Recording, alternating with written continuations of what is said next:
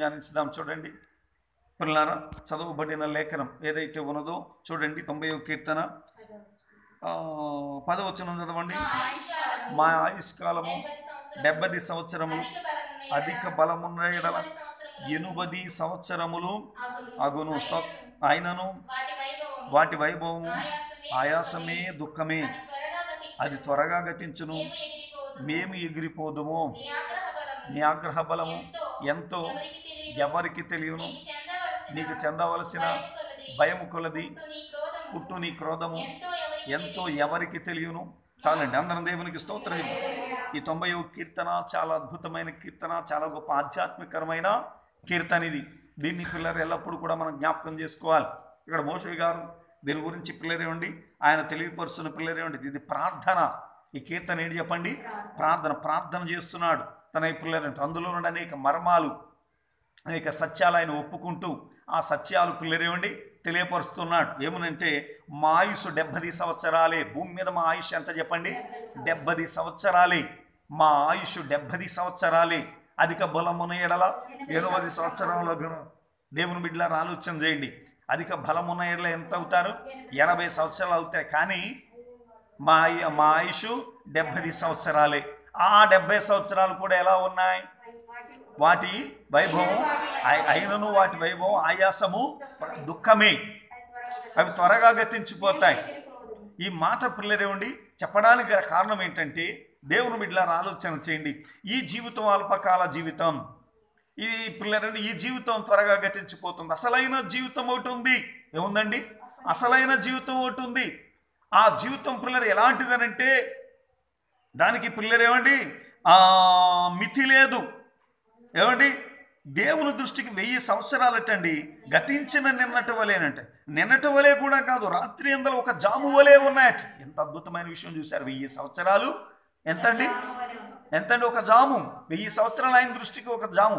మనకి 70 సంవత్సరాలు ఆయనకి పిల్లలేంటి లెక్కలో లేనిది అది. మనకి 70 సంవత్సరాలు ఆయన దృష్టిలో ఏం చెప్పండి అంటే ఈ జీవితం లెక్కలేనిది. ఏం పిల్లలు? అయితే ఈ జీవితం చాలా ప్రాముఖ్యమైంది. ఎందుకంటే దేవుని బిడ్డలారా ఈ జీవితంలో నుండి ప్రమోషన్ సాధించాలి. ఏం చేయాలండి? ప్రమోషన్ సాధించాలి. దేవుని బిడ్డలారా ఆలోచన చేయండి. సైన్యంలో పనిచేసే వాళ్ళు పిల్లలండి చక్కగా పనిచేశారనుకోండి, పరమవీర చక్రధార్ అని చేసి ఒక బిరుదు ఇస్తాం. అలాగనే ఈ జీవితాన్ని సక్రమంగా నడిపించుకున్నాం అనుకోండి, అప్పుడు మనకు కూడా పిల్లరేమని చెప్తాండి, ఆ పరలోకం అనే పిల్లరేమండి ప్రమోషన్. ఇక్కడ ఎంత జాగ్రత్తగా ఉంటామో అక్కడ అంతగా పిల్లరేమండి అక్కడ స్థానాన్ని ఇచ్చాడు. యేసుప్రభువు వారు చెప్పారు. ఇక్కడ పిల్లరేమండి సత్యాన్ని బోధించుట ఎందు, సత్యాన్ని దేవుని బిడ్డలారా ఆలోచించండి పిల్లరేమండి పాటించుట ఎందు. ఎవరు అక్షరమైన సున్నాయిన పొల్లిపోకుండా దేవుని బిడ్డలారా దాన్ని పాటించి దాన్ని పర్యటించిన వారు పిల్లలు ఏం చేయాలి? పరలోక రాజ్యంలో అధికులు. దేవునికి స్తోత్రం, హల్లెలూయా. పరలోక రాజ్యంలో వారు గొప్పవారు అని రాయబడింది. ఏం చేయబడుతుంది చెప్పండి? పరలోక రాజ్యంలో వారు గొప్పవారు అని చెప్పబడుతుంది. ఎందుకు పరలోక రాజ్యంలో గొప్పవారు? ఇక్కడ జాగ్రత్తగా ఉంటే, ఇక్కడ ఇష్టానుసారంగా ఉంటే పరలోకంలో స్థానమే లేదు. అక్కడ స్థానం ఉండాలంటే ఇక్కడ పిల్లరే ఉండాలి. చెప్పండి, జాగ్రత్త ఉండాలి. ఆ జీవితం ఉండాలంటే జీవితం పిల్లరంటే. ఎందుకంటే ఇక్కడ ఈ జీవితంలో పిల్లలు సుఖపడినా, ఏమంటే ఈ జీవితంలో ఎంత కష్టపడినా, ఎంత బాధపడినా, ఎంత ఇరుకులు అనుభవించినా, ఎంత దరిద్రం పర్వాలేదు. కానీ ఇది అల్పకాల జీవితం. ఇది ఎంతో పిల్లరేవండి. ఓ పిల్లరా, శ్రేష్టమైంది ఏమాత్రం కూడా కాదు. అధిక బలమున్న ఎడల 80 సంవత్సరాలంతే. అంత మట్టుకే ఈ జీవితం. ఇది పిల్లరేవండి అంటే ఇందులో సుఖపడాలని, ఇందులో క్షేమం చూడాలని, ఇందులో పిల్లరేదో పిల్లరే నా మాట పైన ఉండాలని, ఇందులో పిల్లరేవండి నేను చెప్పినట్టే అందరూ వినాలని, అందరూ నా కాల కింద. ఓ మనుషుడా, ఏది విత్తుతావో అదే కోసుకుంటా. నీకు మేలు జరగాలంటే నువ్వు ఇతరులకు మేలు చేయి. నీకు నెమ్మది కావాలంటే ఇతరులకు నెమ్మదిని. నీ వల్ల ఇతరులు ఇబ్బంది పడకుండా చూడు, నీ వల్ల ఇతరులు నష్టపోకుండా చూడు, నీ వల్ల ఇతరులు బాధపడకుండా చూడు. అలా నువ్వు చూసుకుని కష్టమైన నువ్వు అనుభవించు, ఇతరులకు సంతోషాన్ని పంచు. అప్పుడు పరలోకంలో నీకు పిల్లలు సంతోషం లభించబడి. ఇక్కడ శాశ్వతం కాదు, అది శాశ్వతమైన కాలం. అది దానికి అంతం లేదు, మితి లేదు దానికి. కనుక ఆ జీవితం చాలా ప్రాముఖ్యమైంది. ఏమండి? ఆ జీవితంలో పిల్లరేవండి నరకానికి పోయావా శిక్ష అనుభవించాల్సిందే. ఇక పిల్లలు ఈ జీవితంలో కాస్త పిల్లరేవండి ఒకరి వల్ల కష్టం ఉన్న ఇంకొకరి వల్ల సుఖం ఉండొచ్చు. ఒక సమయం పిల్లలు కష్టం ఉన్న ఇంకొక సమయం సుఖం ఉండొచ్చు. దేవుని బిడ్డలారా ఆలోచించే ఒక సమయం పిల్లరేమండి బాధలతో ఉన్న మరొక సమయం పిల్లలు అది మర్చిపోవచ్చు. గర్భిణీ స్త్రీకి ఏవో పిల్లరేమండి ఎల్లకాలం ప్రసవ వేదన ఉండదే. ప్రసవ వేదన సంథింగ్ టైం ప్రసవం. ఇప్పుడు ప్రసవ వేదన కూడా లేదు, ఆపరేషన్ చేసి తీసేస్తున్నారు డాక్టర్ల డబ్బుల కోసం. దేవుని బిడ్డ మన ఆరోగ్యాలు సరిలేక అనుకోండి, అన్ని విధాలా దేవుని బిడ్డలారా ఆలోచించండి పిల్లరా. ఆ ప్రసవ వేదన శాశ్వత కాలం ఉండదండి, దేవుని బిడ్డ ఉండదు అసలు. దేవుని బిడ్డలారా ఆలోచించి ఒకవేళ తెల్లారులు పిల్లరేమండి ఒకవేళ ప్రసవ వేదన పడినా దేవుని బిడ్డలారా ఆలోచన చేయండి పిల్లరా. పాస్టర్ గారు తెల్లారులు ప్రసవ వేదన పడి పిల్లలు తెల్లవారుజామున ఎన్ని గంటలకి 5 గంటలకు ఆయన గారిని పిల్లరేమండి కనడం జరిగింది. దేవుని బిడ్డలారా తెల్లారులు ఆవిడ ప్రసవ వేదన నేను వింటానే ఉన్నా. దేవుని బిడ్డలారా ఆలోచన తెల్లారులు పిల్లరేమండి కొంతమంది ప్రసవ వేదన, అలా పిల్లలు చాలామంది బాధలు పడుతూ ఉంటారు. సరే పిల్లలు ఆయనతో శాశ్వత కాలం ఉండదు. ఆ తర్వాత కొడుకుని చూసుకుని పిల్లలు ఎంతో మురిసిపోతా ఉంది. దేవుని బిడ్డలారా ఆలోచన చేయండి పిల్లరా. కొడుకు ముక్కు మూసుకుంటే అదో పెద్ద పిల్లలు ఆనందంగా ఉండేది, కొడుకు మాట్లాడుతుంటే అదో పెద్ద ఆనందంగా ఉండేది. దేవుని బిడ్డలారా ఆలోచన చేయండి పిల్లరా. ఎందుకు ఈ ప్రసవ వేదన ఎల్లకాలం ఉందా? లేదే, ఉండదే. దేవుని బిడ్డలారా కానీ నరకంలో పడ్డావా శాశ్వత కాలం ఏడుస్తూనే ఉండాలి. అబ్బా అబ్బాయిను బొబ్బలు ఇడుదురు వారు అబ్బాలు ఎవరు. అప్పుడు ఎక్కడ పరిగెడతాం? అప్పుడేమో ఏ చోటుకి వెళ్తాం? తప్పు చేసిన వాళ్ళందరూ ఇంకా అందులోనే ఉంటారు. ఇంకా అప్పుడు పిల్లరేమండి అప్పుడు నీ మాట పైన ఉండాలంటే కుదరదు. అప్పుడు నువ్వు పిల్లరేమండి ఏదో చేయాలంటే అసలే కుదరదు, నీ ఆధిపత్యము చెల్లదు. దేవుని బిడ్డలారా ఆలోచించి కనుకనే ఇక్కడ తగ్గి ఉండాలి, జాగ్రత్తగా ఉండాలి. ఇందులో ప్రమోషన్ కోసం ప్రయత్నం చేయాలి. స్తోత్రం చెబుదామా? హల్లెలూయా. 2 స్థలం స్తోత్రం. ఇక్కడ ఈ అల్పకాలం ఈ కొద్ది కాలంలోనే పిల్లలు జాగ్రత్తగా పనిచేస్తే అప్పుడు ఏం చేస్తావు? ఆ ఉన్నతమైన పిలుపునికి ఆ ఉన్నతమైన జీవితం టక్కన పిల్లలు వెళ్ళిపోతారు. స్తోత్రం చెబుదామా? గట్టిగా చెబుదామా? 2 స్థలం చెబుదామా? కానీ పిల్లలు అలాగూ పిల్లలు మనం చేరుకోవాలి అంటే ఇక్కడ పిల్లలు దేవుని బిడ్డలారా ఆలోచన చేయండి పిల్లరా. ఆ ప్రయత్నాల మీద ఉండి అదే పిల్లలు చెప్తూ ఉన్నాడు ఇక్కడంతా కూడా. అందుకే పిల్లలు ఏమండి ఆయన అంటాడు దేవుని బిడ్డలారా ఆలోచన చేయండి. అందరం దేవునికి స్తోత్రం చెబుదామండి. హల్లెలూయా. ఏమండి ఆయన ఏమంటున్నాడు చూడండి. ఏమండి మా దినములు లిఖించుట మాకు నేర్పుము అంటాడు. మాకు 12వ వచనం మాకు జ్ఞాన హృదయం కలుగునట్లుగా చేయము, మా దినములు లెక్కించుట మాకు నేర్పు. అది ఏం చేయడం నేర్పమంటున్నాడండి? ఏం చేయడం నేర్పమంటున్నాడు? లెక్కేయండి. మా దినములు లెక్కించడం పిల్లలు నేర్పండి. లెక్కేసేయండి చెప్తాను. లెక్కేయండి.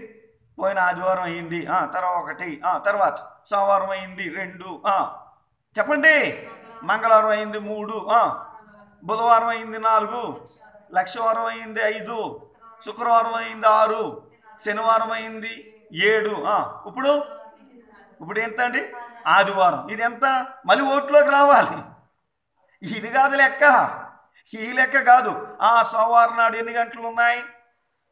ఈ దినం ఎన్ని గంటలు ఉన్నాయి చెప్పండి? 24 గంటల్లో నిమిషానికి, సెకండ్కి, గంటలకి పిల్లరేమండి రోజంతటికి నువ్వు చేసిన పని ఏంటి? అది నిక్కించమంటే దేవునికి స్తోత్రం కలిగి. కొంపలు తగలేసేసావా? కాపురాలు ఎడగొట్టేసావా?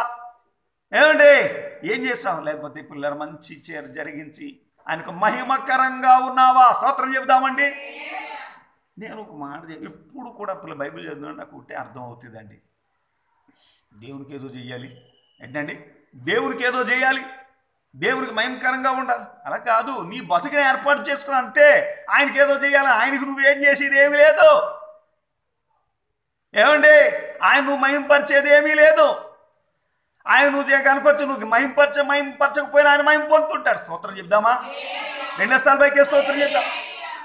నువ్వు కనపరచకపోయినా ఆయన కనపరచబడుతూనే ఉంటాడు. ఆయనకు లోటేమీ లేదు. అపోస్తలుడైన పౌలు గారు స్పష్టంగా చెప్పాడు ఏథెన్సు ప్రజలకి, మరే తింగరోళ్ళారా ఆయనకి ఏదో కొదువైనట్టు ఆరాధించమండం లేదురా. ఆయన వల్ల మనం బతుకుతాం, మన బతుకు కోసమేరా ఈ ఆరాధన అంతా, ఈ భక్తి అంతా మన కోసమేరా అని చెప్పాడు ఆయన వారితో. స్తోత్రం చెప్దామా? 2 స్థలాలపైకి స్తోత్రం. చాలా మంది పిల్లలేమండి ఇలా ఆరాధించకపోతే ఇంకా ఆయన దారి లేదు, ఇలా ఒప్పుకోకపోతే ఇంకా ఆయన దేవుడు కాదు. ఏదేదో తింగరాలోచనతో పిల్లలేమండి భక్తి చేస్తున్నట్టు కనబడతా ఉంటుంది వీళ్ళ భక్తి జీవితం. కాదండి, నువ్వు చేయాల్సింది ఏంటంటే పిల్లలేమండి మితి లేని ఆ కాలం ఏదైతే ఉందో అందులో పిల్లలేమండి కష్టాలు కన్నీళ్ళ పిల్లల స్థితిలోనికి నువ్వు జారిపోకుండా ఆ నిత్యత్వంలో అనగా ఆ పరలోక రాజ్యంలోనికి పిల్లలు నువ్వు చేరుకునే విధంగా పిల్లలేమండి ఇక్కడ జాగ్రత్త పడి ఇక్కడ నుంచి కష్టపడాలి. ఇక్కడ ఈ కష్టం ఏం చేస్తుంది, అక్కడికి వెళ్తుంది. ఆ కష్టం పిల్లరేమిటి ఇక్కడ ఏం చేస్తుంది, నీకు క్షేమాన్ని ఇస్తుంది. నీకు ఆ కష్టమే నిన్ను పిల్లలు ఏం చేస్తుంది చెప్పండి, నీ కుటుంబానికి నీ సంతానానికి ఇంతటకు నువ్వు మేలు చేస్తేనే కానీ అక్కడ చేరలేవు. నువ్వు కాతానాలు తినేసేవో పిల్లరేమిటి నీ సుఖం నువ్వు చూసుకుని ఎటు వచ్చాను. నా ప్రాణమా తినుము త్రాగుము సుఖించమని అంటే యేసుప్రభువు ఏమన్నారు, ఓరి ఎరువాడా అన్నాడు తప్ప శబాసుర బలిగా ఆలోచించేవరే నువ్వు అని అన్నాడా? లేదండి. దేవుని బిడ్డలారా ఆలోచించండి. ఆడు ప్రాణం సుఖం చూసుకున్నాడు, ఆడి క్షేమం చూసుకున్నాడు, ఆడు తింటున్నాడో లేదో చూసుకున్నాడు, ఆడు ఉంటున్నాడో లేదో చూసుకున్నాడు. ఆడేమైపోయాడు, నరకములో బడి పిల్లలు ఏమంటున్నాడు, తండ్రివైన అబ్రహామా లాజరును పంపించు, ఒక్క చుక్క ఆడు చిటికి నీళ్ళతో ఒక్క చుక్క నోట్లో వేస్తే అది బతుకుతా అంటదంటే అది అవకాశం లేవు. ఆ అవకాశాలు లేవు. నువ్వు లోకంలో ఉన్నప్పుడు సుఖం చూసుకున్నావు, దేవునికి స్తోత్రం కలుగును. ఏం చూసుకున్నావు, వాడు మాట అంటే బాధ, ఒక ఏదైనా అంటే బాధ, కక్షాలు కార్పణ్యాలు. దేవుని బిడ్డలారా ఆలోచించేది, అబ్బో మా మాట పైన ఉండాలి, మేం చెప్పినట్టే జరగాలి, అందరూ మా మోచేంత నీళ్ళు తాగినట్టుగా ఉండాలి. ఇక్కడ వైభోగం చేస్తే అక్కడికి వెళ్ళి ఎందుకు పనికిరా, అది నీకు కనుక ఇక్కడ ఉన్న ఈ జీవితం తక్కువరా, ఆ జీవితం చాలా రా, దానికేమో నువ్వు నేను సిద్ధపడాలిరా. దానికే దినాలు లెక్క ఎంత పని చేసాం చూసుకుంటే పిల్లలు అందులోకి వెళ్తాం. అసలు ఏం పని చేస్తున్నాం, దేవుని బిడ్డల అవతలోని మాటకు మాట అనేసామా లేదా, తిట్టుకు తిట్టేసామా లేదా. దేవుని బిడ్డలారా ఆలోచించండి పిల్లలారా, ఎదుటోడు కొంప ముంచేసామా లేదా, ఎదుటోడు కాపురం పాడు చేసేసామా లేదా. ఇది కాదండి, ఇది గొప్ప కాదు, ఇది నాశన నరకాన్ని తీసుకెళ్ళిపోద్దండి. అందుకే లేఖనంలో ఒక మాట, సూర్యుడా చేసిన కీడును బట్టి ఎందుకు సంతోషిస్తావు, స్తోత్రం చెబుదామా. చేసిన కీడును బట్టి ఎందుకు సంతోషిస్తావు, కీడును బట్టి సంతోషించొద్దు, మేలును బట్టి సంతోషించాలి. అందుకే దావీదు మహారాజు గారు దేవుని బిడ్డలారా అబీగైల్ అంటాడు, అమ్మా కీడు చేయకుండా నువ్వు నన్ను ఆపావు, దేవుడు నిన్ను ఆశీర్వదించుకున్న గాక అన్నాడంతే. ఎంత మంచి పని చేశావు తల్లి, నన్నెంత శోధ నుంచి తప్పించావు, ఎంత కీడు నుంచి నువ్వు నన్ను తప్పించావు. అందుకే ఆమెను భార్యగా చేసుకున్నాడు అంతే. స్తోత్రం చెప్దామా, ఎన్నోసార్లు పైకి స్తోత్రం, హల్లెలూయా. కడుపు నిండా తినేయడం, దేవుని బిడ్డలను ఆలోచన దాన్ని పెట్టి దొంగవడం, పిల్లలండి ఏదో చేయడం ఇప్పుడు బతుకు కాదు. అదే కాదు బతుకు, ఇదిగో జీవించాల్సిన బ్రతుకుంది. అందుకే దినములు మాకు లెక్కించుట నేర్పుము. ఏం పని చేస్తున్నాను, ఏం పని చేస్తున్నాను, ఏం పని చేస్తున్నాను, ఏం పని ఎంతవరకు పని చేస్తున్నాను, ఇది చూసుకోవాలండి. ఏం చేయాలి, ఇది చూసుకోవాలి. చూస్తున్నావా, పరిశీలిస్తున్నావా. దేవుని బిడ్డలారా ఆలోచించండి. అందరం దేవునికి స్తోత్రం చెబుతాం. దేవుని బిడ్డలారా ఆలోచించాలి. లేదండి బాగానే ఉంటుందండి, ఇదిగోండి ఆరోగ్యంగా ఉంటున్నానండి, 4 కోట్ల సంపాదించేసుకుంటున్నాను, తినేస్తున్నాను, పిల్లలు ఎదిగిపోయారండి, ఇదిగోనండి జీవన విధానం, ఇదిగోనండి నాకు వ్యాపారం ఉందండి, లేకపోతే నాకు పొలం ఉందండి, నాకు అది ఉందండి, ఇది ఉందండి, ఇలా ఆదాయం గట్టా ఉంది అనుకుంటూ పిల్లలేండు ఒడిదుడుకులు లేకుండా పోతున్న పిల్లల జీవితం కరోనా వచ్చి కలకలం లేపేసింది అంతే. కరోనా వచ్చి ఏం చేసింది చెప్పండి, మంచి పిల్లలు మొత్తం ఈ వ్యవస్థను చూసారు, ఇదంతా అతలాకుతలం చేసి పారేసింది. ఇప్పుడు మళ్ళీ దారులు పిల్లలంతా కొత్తగా ఎత్తుక్కోవాలి. స్తోత్రం చెప్దామా. భూకంపం వచ్చి మార్చేసినట్టుగా పిల్లలు అంటే మరలా కొత్తగా పిల్లలు ఎలాగా ఏం చేయాలి, మూతికి పిల్లలేమండి, దేవుని బిడ్డలారా మాస్కు, దేవుని బిడ్డలారా ఆలోచించండి. మరలా దూరం, దేవుని బిడ్డలారా ఆలోచించండి. ఎంత పిల్లలేమండి గొప్ప వచ్చిందో చూసారా, ఎంత పరిస్థితి వచ్చిందో చూసారా. ఇప్పుడు పిల్లలేమండి నేను అనుకుంటున్నాను, వ్యభిచారానికి తావులేదు, దొంగతనానికి తావులేదు, ఏం లేదండి. ఇప్పుడు పిల్లలు ఇలాంటి వాటికి ఇంకా తావు ఎందుకోండి, ఏమో అడుకుంటే ఈయనకంటుంటా ఏమండి, అది ఇక్కడ నుంచి ఇంకెంతగా పోద్దో. దేవుని బిడ్డలారా ఏమండి, దేవుని బిడ్డలారా ఆలోచించండి. అందరు దేవునికి స్తోత్రం. ఆఫీసులో కూర్చొని వర్క్ చేసుకోవడానికి పిల్లలు ఇప్పుడు భయం, ఆఫీసులో ఉన్నాం కదా పర్వాలేదు, నెల జీతం వచ్చేస్తుంది. దేవుని బిడ్డలారా ఆలోచించండి. అందరు దేవునికి స్తోత్రం. గవర్నమెంట్ ఉద్యోగం ఉన్న వాళ్ళే కథ ఏదో పిల్లలు బతుకుతున్నారండి. ప్రైవేట్ ఉద్యోగాలు ఉన్న వాళ్ళు ఎప్పుడు ఊడిపోద్దో అని భయపడతాం. ఎందుకంటే మొత్తం పిల్లలు అతలాకుతలం అయిపోయి ఎంతమంది ఉద్యోగాలు పోయి పిల్లలు దేవుని బిడ్డలారా ఆలోచన అమెరికా నుండి తిరిగి వచ్చేస్తున్నారు. అమెరికా వెళ్ళిపోయారు. మా వాడండి అమెరికాలో సాఫ్ట్వేర్ ఇంజనీర్ అండి. అబ్బా ఇప్పుడు ఏంటండి పెట్టి పేడ సర్దుకు వచ్చేస్తున్నాడండి. దేవుని బిడ్డలారా ఆలోచించండి. ఇప్పుడు ఏం లేదు, ఇక్కడ ఉండి పిల్లలు ఏమండి అంత దూరంగా అక్కడ ఇక్కడ ఉండి కదా కట్టబడి పిల్లలు ఏమండి ఏదో నాలుగు డబ్బులు సంపాదించుకుంటా ఉన్నవాడే కాలు గంజు తాగుతూ పిల్లలు ఇక్కడ సుఖంగా ఉంటున్నాడు. అక్కడికి వెళ్ళి పిల్లలు ఆ లగ్జరీ లైఫ్ అలవాటు ఇప్పుడు ఇక్కడికి వచ్చి ఏం చేస్తాడు? గేదెలు మేపడానికి కూడా పనికిరాడు. ఇటు దేవుని బిడ్డలారా ఆలోచించండి. అందరం దేవునికి స్తోత్రం చెబుదాం. హల్లెలూయా.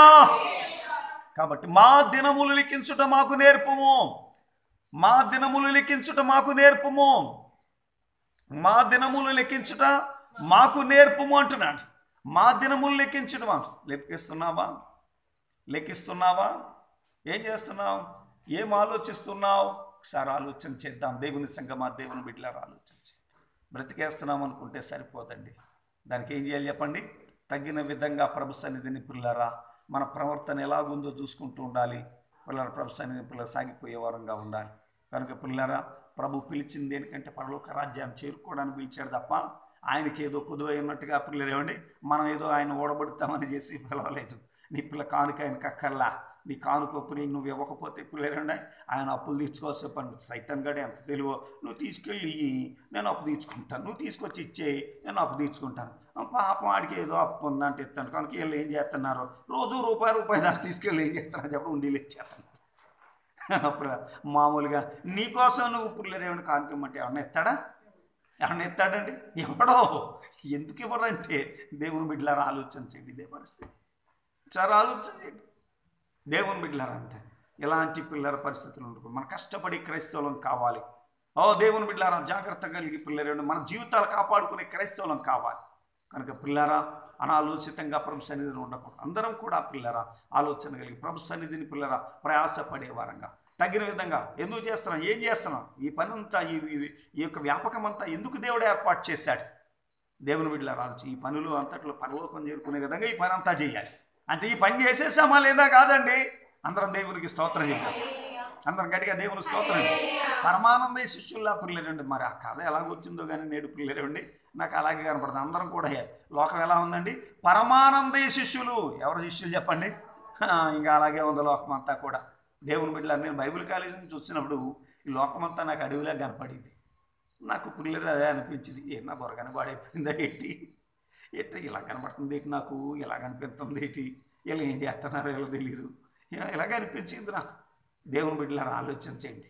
ఏమండి దేవుని బిడ్డలారా వాస్తవం పిల్లరా మనం లిఖించుట నా యొక్క దేవుని బిడ్డలారా ఆలోచించి మా దినము లిఖించుట మాకు నేర్పు. కనుక పిల్లరా ఎలా పని చేస్తున్నాం, ఎలా సాగుతున్నాం, దేనికోసం మన ప్రయాసం అంతా కూడా ఏమి సంపాదించడానికి మన ప్రయాసం ఎలా సాగుతుంది, ఎలా మన బ్రతుకు నడిపించుకుంటున్నాం. ఇది గాలి బ్రతుకు కాదు. దీనికి ఏముందో చెప్పండి? ఫలితం ఉంది. ఆ ఫలితం ఏంటి? నరకానికి పోవడానికా లేక పిల్లలని స్వర్గానికి పిల్లలు చేరుకోవడం, పరలోకానికి చేరుకోవాలి. పరలోకానికి చేరుకున్నావా నెమ్మదిని చూస్తావు.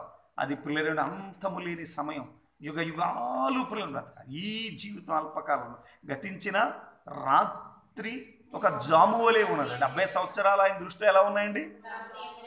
రాత్రి ఎందలి ఒక్క జామువలే ఉంది. రాత్రి ఎందలి ఒక్క జామువలే ఉంది.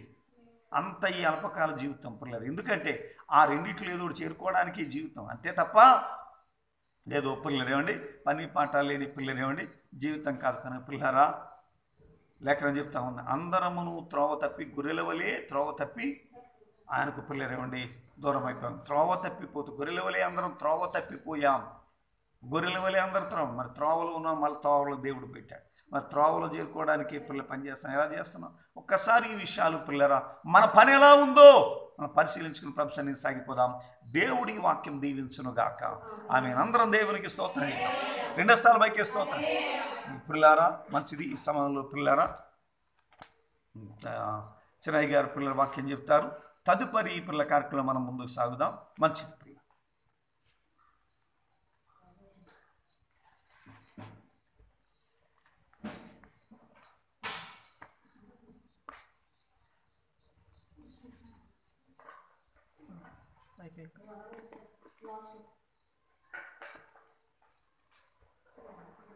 అందరూ దేవుని స్తోత్రం చెల్లించండి. హల్లెలూయా. మంచిదే. ప్రభు మనకు అనుగ్రహించినటువంటి సమయంలో వాక్య భాగంలో మనం ముందుకు వెళ్దాం.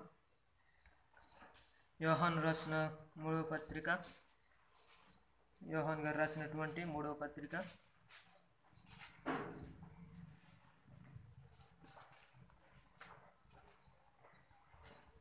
1వ అధ్యాయం 4వ వచనం చదవండి. నడుచుకొనుచున్నారని వినుట కంటే నాకు ఎక్కువైన సంతోషం లేదు. చాలండి. హల్లెలూయా. మంచిది. అందరూ కళ్ళు మూసుకొని ప్రార్థన చేద్దాం. దేవుడి యొక్క లేఖనం నుంచి మనతో మాట్లాడినలాగున మనం దర్శించి మనల్ని బలపరచలాగా అందరు ప్రార్థన చేద్దాం. హల్లెలూయా, హల్లెలూయా, హల్లెలూయా, హల్లెలూయా, హల్లెలూయా, హల్లెలూయా, హల్లెలూయా, హల్లెలూయా, హల్లెలూయా, హల్లెలూయా, హల్లెలూయా, హల్లెలూయా, హల్లెలూయా.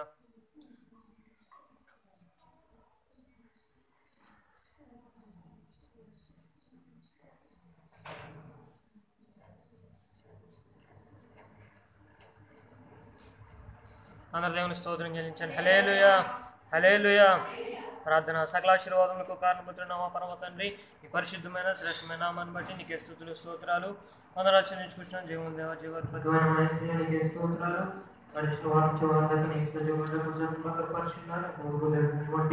కార్యక్రమాల్లో మీరు తోడున్నారు, అందుకంటే నీకే స్తోత్రాలు.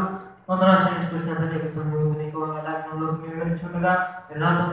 ఒక్కరిని మీరు మాట్లాడిన జీవమును దర్శించి బలపరిచినటువంటి మనం ఆత్మీయంగా ఎదుగుదలకు కావాల్సినటువంటి ఆహారాన్ని మీరు అందించి నడిపించి చూపించమని తండ్రి.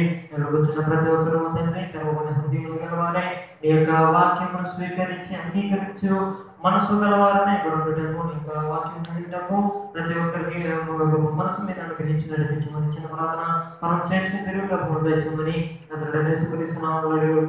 పరమ తండ్రి. ఆమేన్. హల్లెలూయా, హల్లెలూయా. మంచిది. మనము చదువుకున్నటువంటి యొక్క లేఖన భాగం నుంచి కొన్ని విషయాలు మనము జాగ్రత్తగా మనం చదువుకున్నాం. యోహాను రాసిన 3వ పత్రిక 1వ అధ్యాయం 4వ వచనం మనం చదువుకుంటున్నాం. అప్పుడు రాయబడినటువంటి మాటలు మనం చూసినట్లయితే, నా పిల్లలు సత్యమును అనుసరించి నడుచుకొనుచున్నారని వినట కంటే నాకు ఎక్కువైన సంతోషము లేదు. హల్లెలూయా, హల్లెలూయా. ఇక్కడ భక్తుడైనటువంటి లేకపోతే అపోస్తలుడైన యోహాను గారు కొంతమందికి లేకపోతే సంఘంలో ఉన్నటువంటి గాయు గారికి రాస్తూ అంటూ ఉన్నాడు కదా. ఏమంటున్నాడండి? నా పిల్లలు సత్యమును అనుసరించి నడుచుకుంటున్నారని నేను వినటం కంటే నాకు ఎక్కువైన సంతోషము లేదు. ఒక దైవజనుడికి సంతోషం ఏంటండి? తన యొక్క పిల్లలు సత్యమును అనుసరించి నడుచుకుంటున్నారని ఎప్పుడైతే వారి గురించి గొప్ప సాక్ష్యము వినగలుగుతుంటామో అప్పుడు దైవజనులు ఏం చేయగలుగుతుంటారు?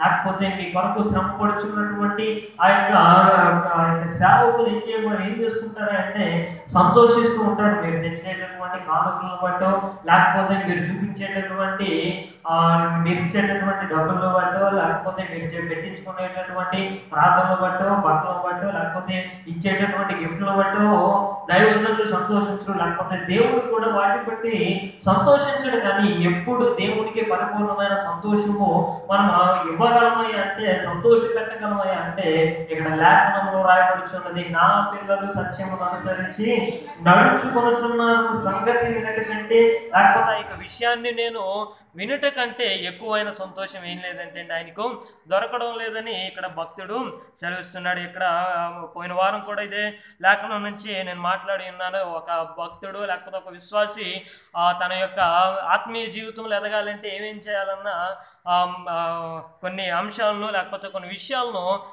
పోయిన వారం మొదటి ఆరాధనలో చెప్పడం జరిగింది. అయితే ఇక్కడ ఈ యొక్క ఆదివారం ఇందులో ప్రత్యేకంగా చెప్పినటువంటి లేకపోతే ఉపయోగించబడినటువంటి వ్యక్తులు లేకపోతే యోహాను గారు ఎవరికైతే రాస్తూ ఉన్నారో ఆ యొక్క వ్యక్తుల్లో ఎటువంటి లక్షణాలు వారు కలిగి ఉన్నారు, ఆ యొక్క లక్షణాలు ప్రతి ఒక్క విశ్వాసికి ఎలాగూ సంబంధించి ఉన్నాయని సంగతులను ఇక్కడ లేఖనంలో అతి స్పష్టంగా యోహాను గారు చెప్పి ఉంటూ ఉన్నారు. ఇక్కడ లేఖనాలను మనము పరిశీలించినట్లయితే ముగ్గురు వ్యక్తుల గురించి ఇక్కడ యోహాను గారు రాస్తున్నారు. ఎవరెవరై అంటే మనం పోయిన వారం చెప్పాను కదా, గాయు గారు, అలాగే దియోత్రిఫే, అలాగే డెమోత్రియా అన్న ముగ్గురు విషయాల గురించి ఇక్కడ రాస్తూ ఉన్నారు. ఎప్పుడైతే వీరి గురించి మనము నేర్చుకుంటూ ఉన్నామో, ఎప్పుడైతే చదువుతూ ఉన్నామో, లేకపోతే వీరి గురించినటువంటి అనేటువంటి తలంపు ఎప్పుడైతే దేవుడు మనకు అనుగ్రహించి ఉన్నాడో దానికి గల అర్థం ఏంటంటే వారి జీవితంలో నుండి మనం నేర్చుకోవాల్సినటువంటి అనేకమైన సత్యములు మనకు ఏర్పరచబడుతూ ఉన్నాయి. లేకపోతే ఒక విశ్వాసికి ఉండవలసినటువంటి కొన్ని లక్షణాలు వీరు కలిగి ఉన్నారు కాబట్టి ఇటువంటి లక్షణాలు మీరు కలిగి ఉంటే ఇటువంటి క్రియలు మీలో ఉంటే ఖచ్చితంగా దేవుడు మీ పట్ల ఏం చేస్తాడు? ఆనందించే దేవుడు అంటూ ఉన్నాడు, మీ పట్ల సంతోషించు దేవుడు అంటూ ఉన్నాడు, మీకు సహాయము చేసే దేవుడు అంటూ ఉన్నాడన్న గొప్ప సంగతులను ఇక్కడ మనము చూస్తూ ఉన్నాం. హల్లెలూయా, హల్లెలూయా. ఇక్కడ మొదటగా రాయబడినటువంటి లేకపోతే యోహాను గారు ఎవరికైతే ప్రాముఖ్యంగా రాస్తున్నారో ఆయన గురించినటువంటి గొప్ప సత్యాలను లేకపోతే గొప్ప సాక్ష్యాన్ని ఆయన ఇస్తూ ఉన్నాడు. మొదటి లక్షణము ఆయనలో ఏముందో మనము చూసినట్లయితే, మొదటి లక్షణం 2వ వచనంలో మనం చూసినట్లయితే గాయు గారిలో ఉన్న అతి ప్రాముఖ్యమైన లక్షణము మనం చూస్తూ ఉన్నాం. చదవండి. ప్రియుడా, నీ ఆత్మ వర్ధిల్లుచున్న ప్రకారము నీవు అన్ని విషయములలోనూ వర్ధిల్లుచు సౌఖ్యముగా ఉండవలనని ప్రార్థించుచున్నాను. హల్లెలూయా, హల్లెలూయా. గాయు గారి గురించి యోహాను గారు ప్రార్థన చేస్తున్నారంట. ప్రార్థన చేస్తూ ఇటు రీతిగా నేను ప్రార్థన చేస్తున్నానని చెప్తున్నాడు. ఏమని ప్రార్థన చేస్తున్నాడు అంటే, నీవు ఆత్మలో ఎటు రీతిగా అయితే వర్ధిల్లుతున్నావో అలాగే ప్రతి విషయంలోనూ అన్ని విషయంలోనూ సౌఖ్యముగా ఉంటూ వర్ధిల్లవలసి ఉన్నదని, అన్ని విషయంలోనూ వర్ధిల్లుచు సౌఖ్యముగా ఉండవాలని నేను ప్రార్థన చేస్తున్నాను. సౌఖ్యం అంటే మనందరికీ తెలుసు, గొప్ప ఆరోగ్యవంతమైన జీవితాన్ని కూడా నువ్వు గడపాలని లేకపోతే అన్ని విషయంలో కూడా నువ్వు వర్ధిల్లాలని నేను ప్రార్థన చేస్తున్నానని ఇక్కడ ఒక మాట గాయు గారి గురించి చెప్తున్నాడు. అంటే దాని అర్థం ఏంటంటే గాయు గారిలో ఉన్న గొప్ప లక్షణం ఏంటండి? అతడు ఆత్మలో ఏం చేస్తూ ఉన్నాడు? వర్ధిల్లుతున్నాడు. అక్కడ రాయబడినటువంటి మాటల ప్రకారము శారీరకమైన విషయాల్లో ఆయన యొక్క తలంపులు కానీ ఆయన యొక్క ఆలోచనలు కానీ ప్రక్కన పెట్టేసి ఇంకా నిరంతరము ఆత్మానుసారంగా ఎలా నడుచుకోవాలి, నిరంతరము దేవునికి ఎట్టి రీతిగా ఇష్టకరంగా నన్ను నేను మలుచుకోవాలి, దేవునికి ఎట్టి రీతిగా నేను పని చేయాలి, దేవుడు నన్ను ఏర్పరిచినటువంటి ఆ యొక్క ఉద్దేశం ఏంటి, ఆ యొక్క విషయాలను తెలుసుకుంటూనే ఆ యొక్క విషయాలను బట్టి నెవరు వేసుకుంటూ తన యొక్క ఆత్మీయ జీవితాన్ని ఆయన ఏం చేస్తున్నాడు? పెంపొందించుకుంటూ ఉన్నాడు. హల్లెలూయా, హల్లెలూయా. గాయు గారిలో లేకపోతే ఒక విశ్వాసలో ఉండవలసినటువంటి గొప్ప లక్షణం ఏంటంటే మనం అందరం కూడా దేని మీద దృష్టి ఉంచాలంటే అండి, ఆత్మ సంబంధమైన విషయముల మీదే మనము దృష్టి ఉంచవలసిన వారమై ఉంటున్నాం. హల్లెలూయా, హల్లెలూయా.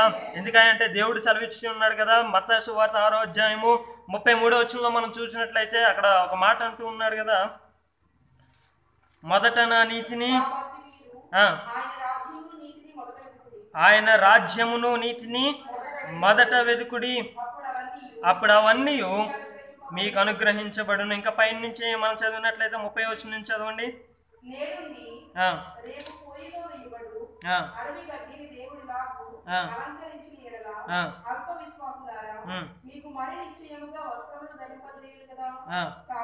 కాబట్టి ఏమి తిందుమో, ఏమి త్రాగుదమో, ఏమి ధరించుకుందుమో అని చింతింపకుడి.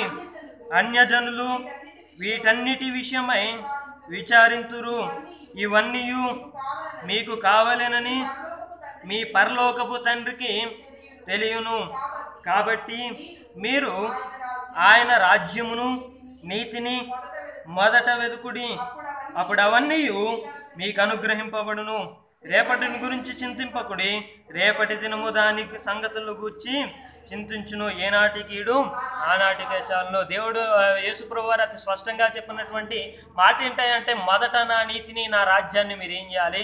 వెతకవలసిన వారు అంటున్న యొక్క లోకంలో పరిస్థితి ఎలా ఉంటుంది, ఏమి తిందమో ఏమి త్రాగుదామని చింతించిన అవసరం లేదు. ఎందుకంటే ఏ సమయంలో ఏది కావాలో మన తండ్రికి ఏమవుతుందంటే అండి, ఆయనకు తెలుసు ఏ సమయంలో ఏది ఇవ్వాలో ఆయన గ్రహించేవాడు కనుక, తెలుసుకున్నవాడు కనుక, మన యొక్క అవసరతలు అక్కరతలు ఆయనకు కనబడుచున్నవి కనుక వాటి గురించి మనం ఏం చేయని అవసరం లేదంటే, చింతించిన అవసరం లేదు. అయితే మనం చేయవలసినటువంటి పని ఏంటంటే ఆయన నీతిని ఆయన రాజ్యాన్ని మనం ఏం చేయాలంటే మొదట వెతకవలసిన వారు వింటున్నాం. హల్లెలూయా, హల్లెలూయా.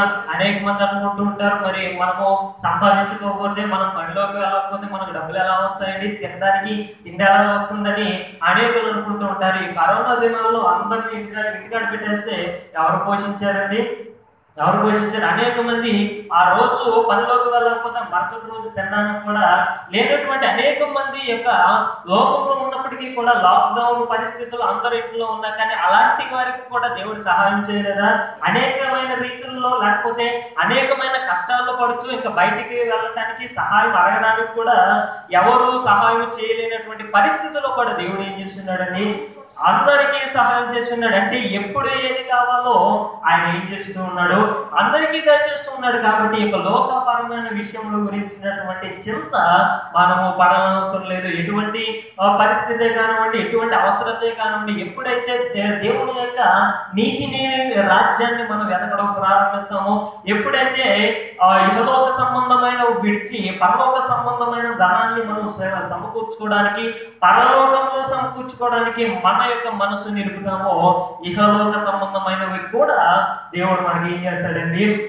అనుగ్రహించే దేవుడు అంటున్నాడు. అవన్నీ కూడా మొదట మీరు ఎప్పుడైతే మీ యొక్క దృష్టిని నా రాజ్యం పైన, నా నీతి పైన, లేకపోతే నా పైన ఎప్పుడైతే నిలుపుకుంటారో, ఇహలోక సంబంధమైనవి కూడా నేను ఏం చేస్తాను? వాటి వెనకతలు అవే మీ వెనకతలు వస్తాయి. మీరు వాటి వెనకతల లేకపోతే వాటి గురించి చింతించాల్సినటువంటి అవసరత మీకు లేదు. హల్లెలూయా, హల్లెలూయా. ఎందుకయ్యా పైన ఉన్న వాటిని ఎందుకు వెతకాలి? లేకపోతే పైనే లేకపోతే పరలోక రాజ్యములోని ధనము మనము ఎందుకు సంపాదించుకోవాలో అదే లేఖనంలో ఒక మాట అంటున్నాడు కదా. అదే మత్తయి సువార్త 6వ అధ్యాయము 21వ వచనంలో మనం చదివినట్లయితే, నీ ధనం ఎక్కడ ఉండునో అక్కడనే నీ హృదయం ఉండును. దేహమునకు దీపము కన్నే కనుక నీ కన్ను తేటగా ఉండిన ఎడల నీ దేహమంతయు వెలుగుమయమై ఉండను. చాలండి. హల్లెలూయా, హల్లెలూయా.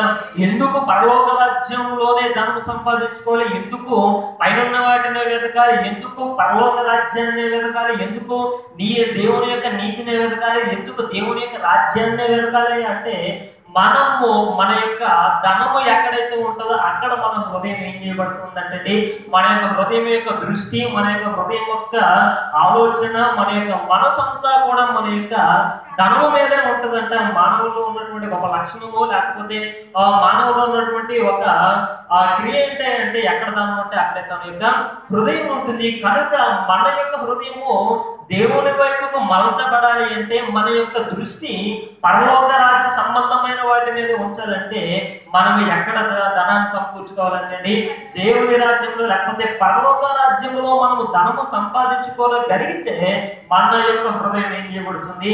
పరలోకముల వైపే లేకపోతే దేవుని వైపే మన యొక్క హృదయం ఏం చేయబడుతుంది? త్రెప్పబడుచున్నది. హల్లెలూయా, హల్లెలూయా. అనేక మంది దేవుని ఎదుట రావడానికి ఎందుకు సంశయిస్తున్నారు లేకపోతే ఎందుకు సందేహపడుతున్నారా అంటే, వారి యొక్క హృదయం అంతా ఎక్కడ ఉంటుంది? భూమి మీద ఉంటుంది. వారి యొక్క హృదయం అంతా భూలోక సంబంధమైనటువంటి ధనము మీద ఉంటుంది. వారి యొక్క ధనమంతా ఇహలోకంలోనే ఉంది కనుక వారి యొక్క హృదయం అంతా ఏం చేయబడుతుంది? ఇహలోక సంబంధమైన వాటిని సంపాదించుకున్నటలోనే వారి యొక్క జీవితాన్ని ఏం చేస్తున్నారు?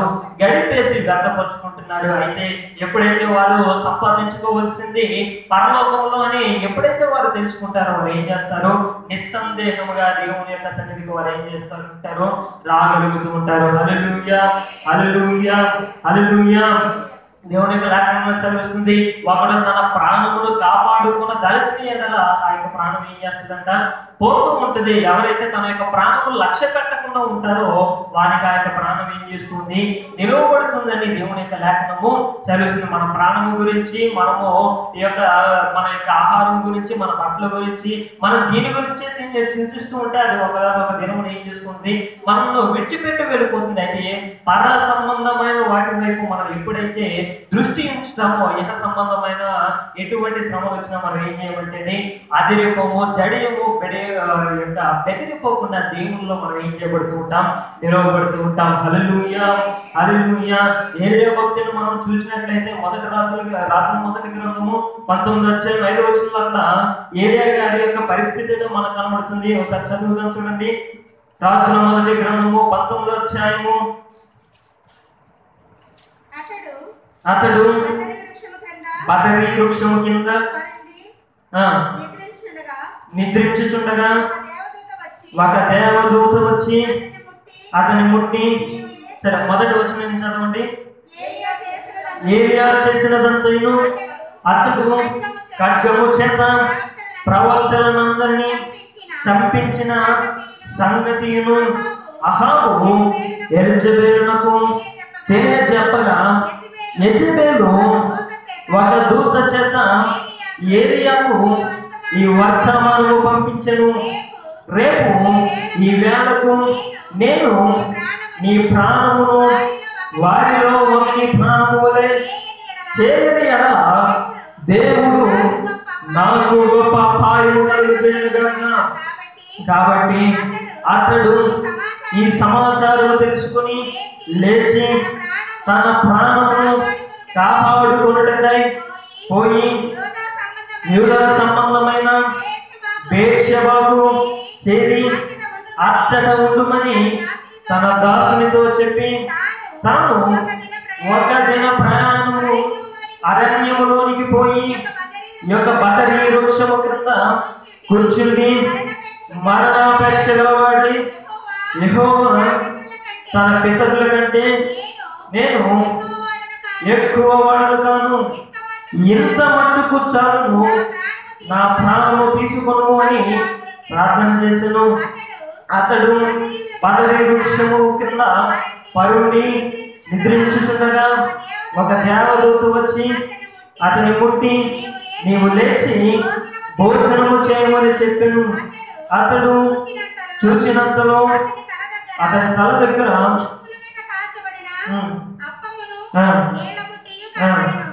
హల్లెలూయా హల్లెలూయా. ఇక వచనాలన్నీ చదివితే ఏలియా గారి యొక్క పరిస్థితి ఏంటో మనకు అర్థమవుతుంది. ఈ యొక్క ఈ 19 అధ్యాయం కన్నా ముందు అధ్యాయాలు మనం చదివితే ఏలియా గారు తన యొక్క ప్రాణములు పట్టించుకోకుండా ఎంతవరకు అయితే దేవుడి కొరకు, లేకపోతే తన యొక్క ప్రాణం పోతుంది, పరువు పోతుంది, లేకపోతే ఏదేదో అయిపోతుందని ఎప్పుడైతే తలంచుకోకుండా దేవుడి కొరకే పాటుపడడానికి, దేవుడి కొరకే నిలవబడడానికి, దేవుడి పక్షంగా నిలవబడడానికి ఎప్పుడైతే తన యొక్క ప్రయాణాన్ని కొనసాగించాడో అప్పుడు అంతా కూడా ఎలా ఉంది? ఏలియాను ఎదురు వచ్చేవారే లేకుండా పోయారు. ఏలియాను ఎదిరించేవారు కానీ, లేకపోతే ఏలియాను నాశనం చేయగలిగేవారు కానీ ఎవరూ లేకుండా పోయారు. అయితే ఎప్పుడైతే ఏలియా గారికి తన యొక్క ప్రాణము మీద ఆశ పుట్టిందో అప్పుడు ఏం చేయబడుతున్నాడు? యెజెబెల్ అనేటటువంటి ఆ యొక్క ఆయన ఏం చేయబడుతున్నాడు? పారిపోతున్నాడు. లేకపోతే ఆ యొక్క పరిస్థితి వస్తువుల్లోకి ఎంతకాలమో దేవుడు కాపాడాడన్న సంగతిని మర్చిపోయి ఏం చేస్తున్నాడు? ఇప్పుడు తన యొక్క ప్రాణాన్ని కాపాడుకోవడానికి ఆయన ఏం చేస్తున్నాడు? పరుగు పెడుతున్నాడు. మరి ఎంతకాలమో అనేక మంది మీద మధ్య ఏలియా గారు నిలబడినా కానీ ఎందుకు భయపడలేదు? అనేక మంది ఇక యెజెబెలుకు వ్యతిరేకంగా నిలబడితే తాను చంపేస్తుంది అని తెలిసినా కానీ ఏం చేస్తున్నాడు? ఆయన అంతకు ముందు ప్రభు పక్షాన్ని నిలబడి యెజెబెలును ఆయన ఏం చేస్తున్నాడు? ఎదిరించున్నాడు. అయితే ఇవన్నీ పక్కకి వెళ్ళిపోయినాయి. ఇప్పుడు ప్రాణం మీద ఆశ పుడుతులాగా ఆయన ఏం చేస్తున్నాడు? దేవుని మర్చిపోయి, దేవుని యొక్క శక్తిని మర్చిపోయి పరిగు పెట్టడము ప్రారంభించున్నాడు. ఇక్కడ రాయబడినటువంటి బదరీ చెట్టు ఏంటంటే ఇంగ్లీష్ లో రాయబడింది బ్రూమ్ టీ, అంటే బ్రూమ్ ట్రీ అంటే మనము ఆ ఇల్లు క్లీన్ చేసుకునేటటువంటి చీపిరి ఏదైతే తయారు చేయబడుతుందో ఆ యొక్క చెట్టు యొక్క, లేకపోతే ఆకులు ఉన్నటువంటి చెట్టు కింద ఈయన ఏం చేస్తూ ఉన్నాడు? పరుండి ఉంటూ ఉన్నాడు. అప్పుడు దేవదూత వచ్చి మళ్ళా బలపరిచి తన యొక్క ఆత్మీయ స్థితిని ఆయనకి ఏం చేసింది? గుర్తు చేసి ఇంకా నీ యొక్క ప్రయాణము ఎంతటితో అయిపోలేదు, ఇంకా నీ యొక్క ప్రయాణం ఏం చేయబడుతుంది? కొనసాగబడుతుందని ఆయన దేవదూత వచ్చి ఏలియా గారిని బలపరచడం మనము చూస్తున్నాం. ఎప్పుడైతే దేవుని పైన ఆశ పెట్టుకున్నాడో, ఎప్పుడైతే దేవుని పైన తన యొక్క గురి నిలుపుకున్నాడో అప్పటి వరకు తన యొక్క ప్రాణాన్ని ఆయన ఏం చేసుకోలేదు, లెక్క చేయలేదు. ఎప్పుడైతే తన యొక్క ప్రాణం మీదకి వచ్చిందో అప్పుడు ప్రాణం తీపి తెలిసింది దేవుణ్ణి ఏం చేస్తున్నాడు? మర్చిపోయి ఇంకా దేవుడు నన్ను రక్షించలేడేమో అన్న పరిస్థితుల్లోకి దిగజారిపోయినటువంటి స్థితిలోకి యొక్క ఏలియా గారు వచ్చేసి ఏం చేస్తున్నాడు? పరిగు పెడుతున్నాడు. అందుకే చెప్పాడు కదా, ఒకడు తన ప్రాణమును ఏం చేసుకోగలేడు, రక్షించుకున్న చూచినట్లయితే తన యొక్క ప్రాణం అతను ఏం చేసుకుంటాడు, పోగొట్టేసుకుంటాడు. ఎవరైతే తన యొక్క ప్రాణము లక్ష్య పెట్టక ఉందరో ఆ యొక్క వారు ఏం చేస్తూ ఉంటారు, తన యొక్క ప్రాణాన్ని రక్షించుకుంటారు, లేకపోతే కాపాడుకుంటారని దేవుని యొక్క లేఖనంలో అతి స్పష్టంగా తెలియబడుతుంది. మరి దేని వైపు మన యొక్క దృష్టి నిలుపుతున్నాం, దేనికి మనం ప్రాధాన్యత ఇస్తున్నాం? పర సంబంధమైన వాటిగా దేవుని యొక్క వాక్యానికి మన యొక్క జీవితంలో ప్రాధాన్యత ఇస్తున్నామా, లేకపోతే ప్రార్థనకు ప్రాధాన్యత ఇస్తున్నామా, లేకపోతే ఇహ సంబంధమైన వాటి వైపే మన యొక్క కన్నులు చూస్తున్నాయా, ఇహ సంబంధమైన వాటి వైపే మన యొక్క హృదయం పరుగులుచున్నదా మనము పరీక్షించుకోవాల్సిన వారు అంటున్నాం. హల్లెలూయా, హల్లెలూయా. పంది యొక్క లక్షణం ఏంటండి, ఎప్పుడు కూడా బురద మీదే తన యొక్క హృదయము ఉంటూ ఉంటుంది.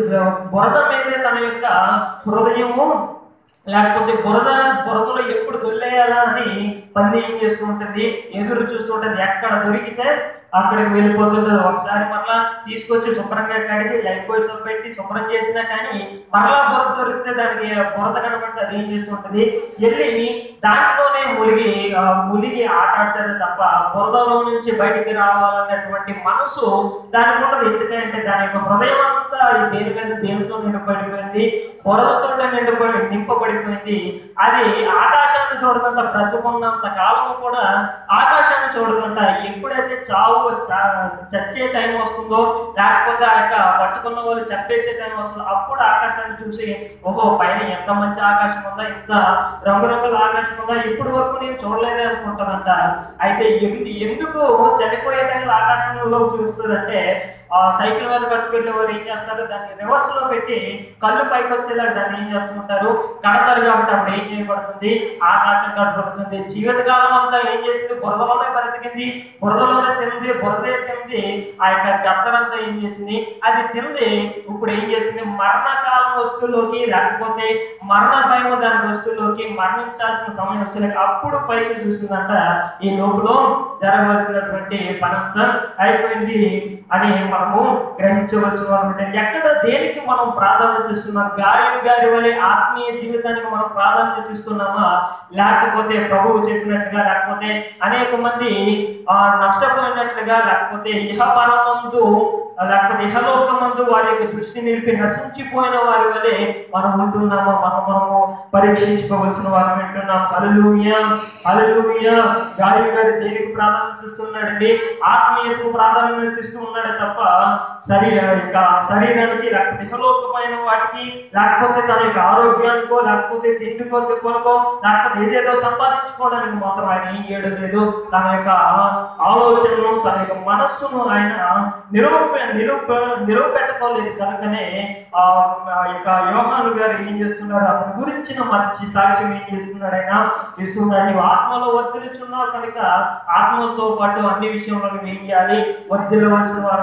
కొంతమంది అక్కడ లేని వాటిలో వర్ధిల్లుతుంటారు, అవసరం లేని వాటిలో వర్ధిల్లుతుంటారు. వారి యొక్క జీవితాన్ని నాశనం చేసే వాటిలో వారు ఏం చేస్తూ ఉంటారు, వర్ధిల్లుతుంటారు. హల్లెలూయా, హల్లెలూయా.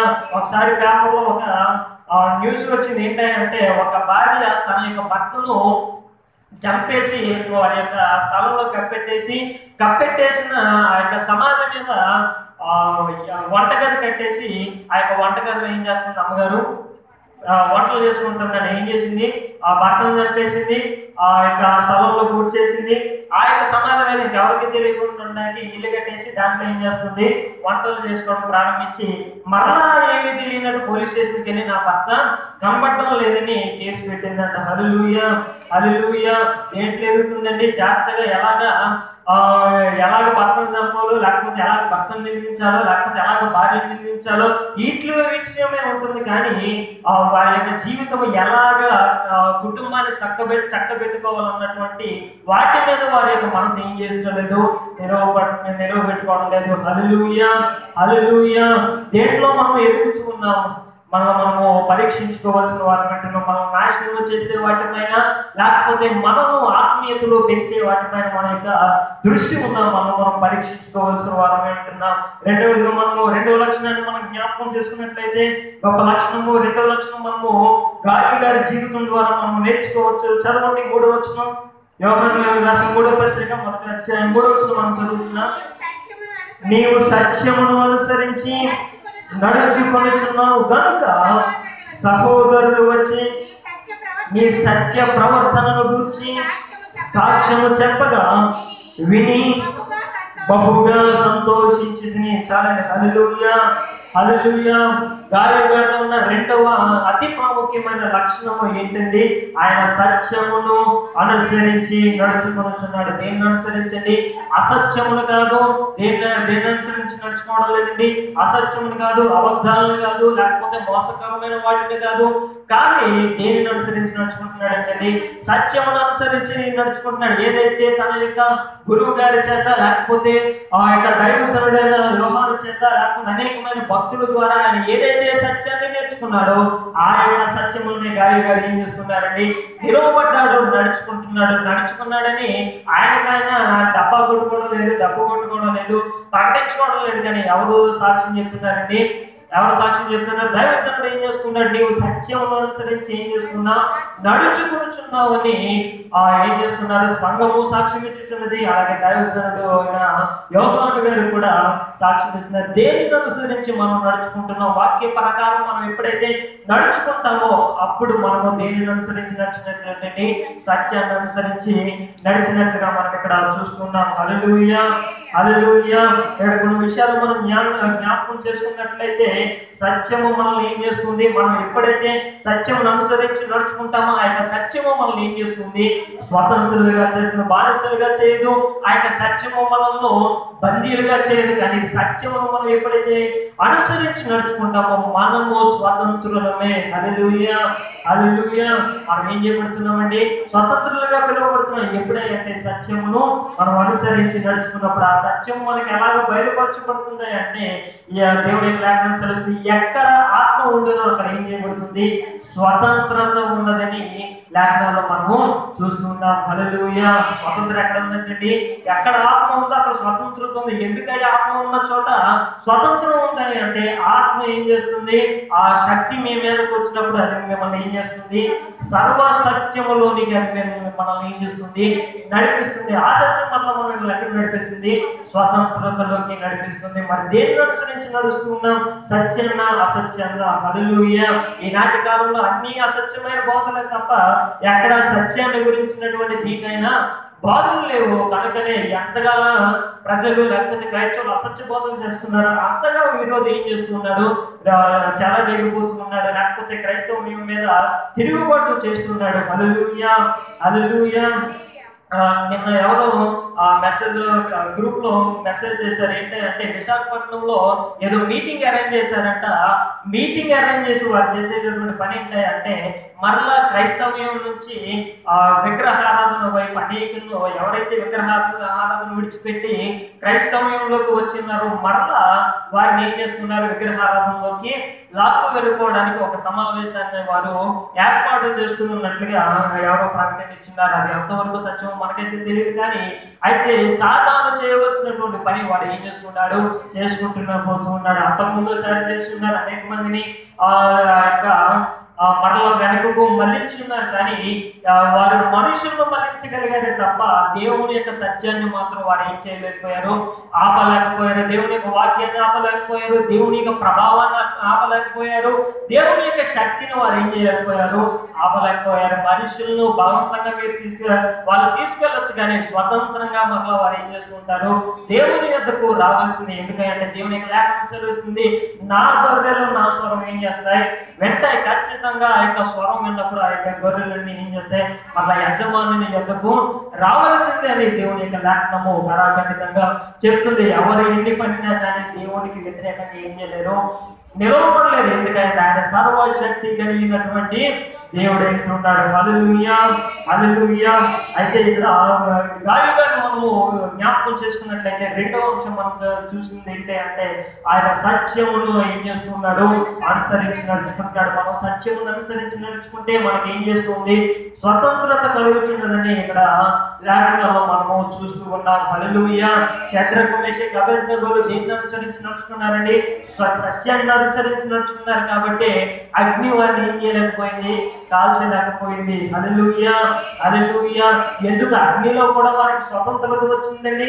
వారి సత్యాన్ని అనుసరించినారంటే దేవుని యొక్క మాటను వారు అనుసరించున్నారు. దేవుడు చెప్పాడు, నాకు తప్ప వేరెవరికి మీరు ఏం చేయకూడదు, మొక్కకూడదని దేవుడు ఆజ్ఞాపించాడు. కాబట్టి ఆ యొక్క సత్యములోనే షడ్రకు మేషకు అబేద్నెగోలు ఏం చేస్తున్నారు, వెళ్ళి ఉన్నారు. కాబట్టి అగ్ని గాని వాటిని కట్టినటువంటి బంధకాలు గాని వాటిని ఏం చేయలేకపోయాయి, నాశనం చేయలేకపోయి ఉంటున్నాయి. దావీదు గారు ఆ యొక్క సింహం నుంచి విడిపించబడడానికి దానియేలు గారు సింహపు బోనులో కూడా స్వతంత్రంగా ఉండటానికి ఆ యొక్క సింహములు ఆయన యొద్దకు వచ్చి సాష్టాంగ పడడానికి గల కారణం ఏంటంటే ఆయన సత్యాన్ని అనుసరించి ఏం చేసి ఉన్నాడు, నడుచుకుని ఉన్నాడు. నాకు తప్ప వేరెవరికి మీరు మొక్కదని దేవుడు సెలవిచ్చున్నాడు. కాబట్టి రాజుకున్నప్పుడు మనిషి తన యొక్క దినచర్యలో భాగమైనటువంటి తన యొక్క ప్రార్థన ఏం చేస్తున్నాడు, ఆ యొక్క యెరూషలేము వైపు తన యొక్క కిటికీలు తెరిచి ఏం చేస్తున్నాడు, ప్రార్థన చేస్తున్నాడు. హల్లెలూయా హల్లెలూయా.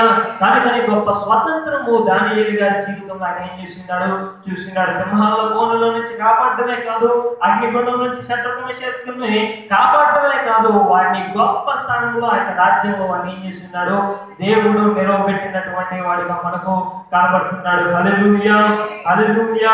మన యొక్క జీవితంలో కూడా దేవుని యొక్క కరుణ లేకపోతే దేవుని యొక్క కార్యములు మనం చూడాలి అంటే, వీరి వల్ల గొప్ప స్థానానికి మనం నడిపించబడాలి అంటే మనం ఏం చేయాలంటే గాలియు గారు వలె సత్యమును అనుసరించి మనం ఏం చేయాలి, నడుచుకోవాల్సిన వారం ఏంటున్నాం. సామెతల గ్రంథము 12వ అధ్యాయము 22వ వచనంలో మనము చూసినట్లయితే కొన్ని విషయాలు అక్కడ మనకు కనబడుతున్నాయి. సామెతల గ్రంథము 12వ అధ్యాయం 22వ వచనం, అబద్ధములాడు పెదవులు యెహోవాకు హేయములు, సత్యవర్తములు ఆయనకి ఇష్టలు. హల్లెలూయా హల్లెలూయా.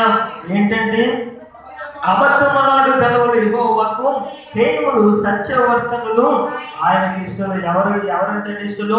సత్యముగా నడుచువారు, సత్యమును అనుసరించినట్టువారు, సత్యముగా ప్రవర్తించేవారు, ఇష్టానుసారంగా వారి యొక్క నోరు ఉపయోగించి అబద్ధములాడు వారు కానివ్వండి, లేకపోతే ఇష్టానుసారంగా దేవుని పైన తిరుగుబడి వారు కానివ్వండి, దేవునికి ఇష్టలైన వారు కాదంట. సత్యమును అనుసరించి ఎవరైతే నడుచుకుంటారో సత్యవర్తములు ప్రభువుకి ఏం చేస్తున్నారు, ఇష్టలుగా కనబడుతున్నారు. ఆయనకి ఇష్టలైన వారిని ప్రభు ఏం చేస్తున్నాడంటే కొండపైకి పిలిచి ఉన్నాడు అని దేవుని లేఖనంలో మనము చూస్తున్నాం. నూతన నిబంధన గ్రంథంలో ఆయన అంటున్నాడు కదా, తనకి ఇష్టలైన వారిని ఆయన ఏం చేస్తున్నాడు, కొండపైకి వెళ్ళేటప్పుడు ఆయనతో పాటు తీసుకువెళ్ళాడని మనము చూస్తున్నాం. ఎందుకు తీసుకెళ్ళాడు అంటే ఆయన కొండపైకి తీసుకెళ్ళడం అంటే ఉన్నత స్థానాలు అధిరోహించడానికి సాదృశ్యంగా ఉంటుంది. కనుక మనము ఆయనకి ఇష్టలైన వారిగా అబద్ధములు విడిచిపెట్టి సంశయము అని దేవుని యొక్క శారీరక సంబంధమైన క్రియలు విడిచిపెట్టి ఆత్మీయ సంబంధమైన సత్యానుసారమైన క్రియలు మనం ఎప్పుడైతే అవలంబించుకుంటామో లేకపోతే క్రియలు కలిగి ఉంటామో, సత్యము ద్వారా మనం నడుస్తూ ఉంటామో, అప్పుడు మనము దేవుడికి ఇష్టలైన వారిగా మార్చబడతాము. ఇష్టలైన వారిని దేవుడు ఏం చేస్తాడంటే ఉన్నత స్థానంలో అధిరోహించే వారిగా దేవుడు వారిని దీవించేటటువంటి దేవుడు ఏంటి ఉన్నాడు. హల్లెలూయా హల్లెలూయా. మరి దేనిని అనుసరించి నడుస్తున్నాం? సత్యాన్ని అనుసరించి నడుస్తున్నామా, లేకపోతే అసత్యాన్ని అనుసరించి ఈ యొక్క లోకంలో కృంగుదలకు నాశనానికి మనము గురవుతున్నామా? మనము పరీక్షించుకోవాల్సిన వారం ఏంటున్నాం. హల్లెలూయా హల్లెలూయా. మంచిది. మూడో విషయం మనము చూసి త్వరగా మనము ముందుకు వెళ్దాం. మూడో విషయం మనం చూద్దాం. యొక్క యోహాను 3వ పత్రిక 5వ వచనం చదవండి.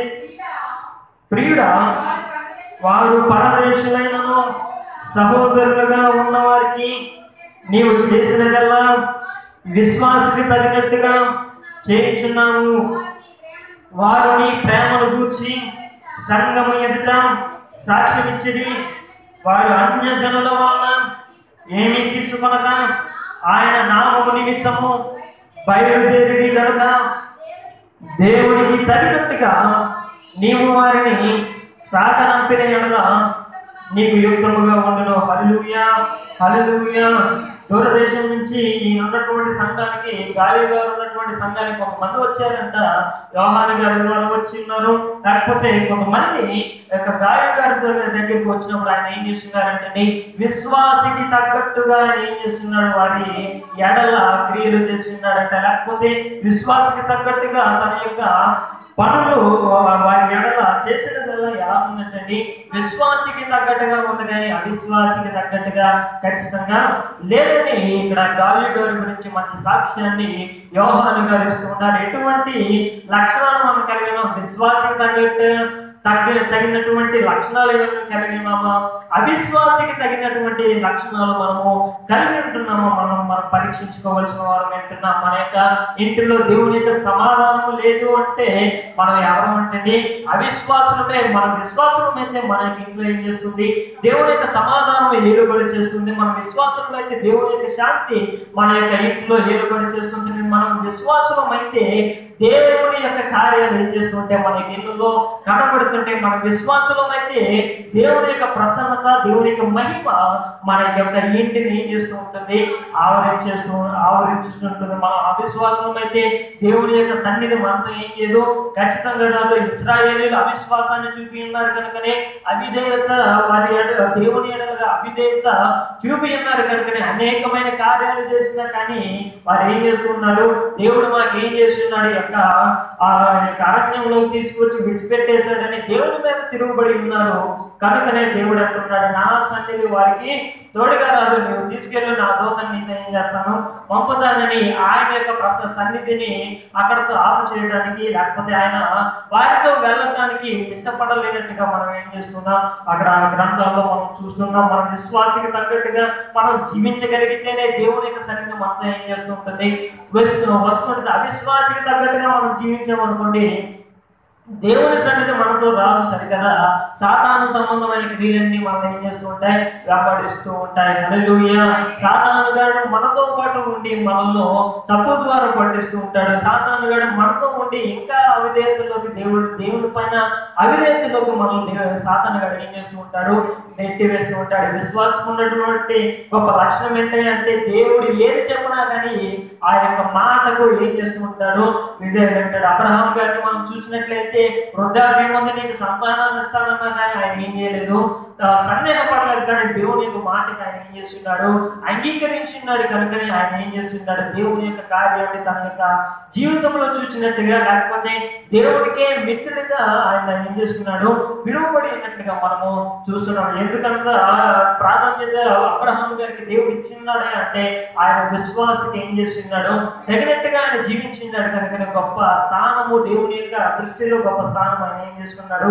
సంపాదించుకున్నట్లుగా మనము చూస్తున్నాం. విశ్వాసకి తగ్గట్టుగా మనం జీవించాలంటే యోగు గారిని కూడా మనము ఏం చేసుకోవాలి? మరి జ్ఞాపకం చేసుకోవాల్సిన వారు వింటున్న యోగు గారు కూడా అనేకమైన శ్రమలు వచ్చినా కానీ దేవుడు నాకు కీడు చేశాడు అన్నటువంటి మాట మాత్రం ఆయన ఏం చేయలేదు, పలకలేదు. ఇంకా దేవుడిని పట్టుకునే, ఇంకా దేవుడిని స్తుతిస్తూనే, ఇంకా దేవుడికి విధేయుడవుతూనే, ఇంకా ఆయనలో ఏం చేస్తున్నాడు? యోగు గారు ఏం చేస్తున్నాడు? విధేయుడైతే ఆయనలో ఎదుగుతూనే ఉన్నాడు తప్ప దేవునికి ఎక్కడా కూడా శ్రమల కారణంగా దేవునికి ఎక్కడా కూడా యోగు గారు ఏం చేయలేదు, దూరం అయిపోలేదు. మనం నిజముగా విశ్వాసమే అయితే ఎటువంటి పరిస్థితి వచ్చినా కానీ, ఒకవేళ దేవుని యొక్క సహాయం మనకు జీవితంలో ఆగకపోయినా కానీ, ఒక విశ్వాస ఆలోచించేది ఏంటంటే దేవుడి యొక్క కార్యములు సమస్తము మన యొక్క మంచికి ఏం చేస్తూ ఉంటాయి? ఆ మేలు కలుగ చేయటికి సమస్తము ఏం చేయబడుతున్నాయి? సమకూడి జరుగుతున్న ఆలోచన ఎవరికి వస్తుంది అంటే ఒక విశ్వాసికి మాత్రమే ఏం చేస్తూ ఉంటుంది? ఆ యొక్క ఆలోచన వస్తుంది. మన అవిశ్వాసం అయితే ఏదైనా శ్రమ రాగానే దేవుడు మనం ఏం చేశాడంటాము?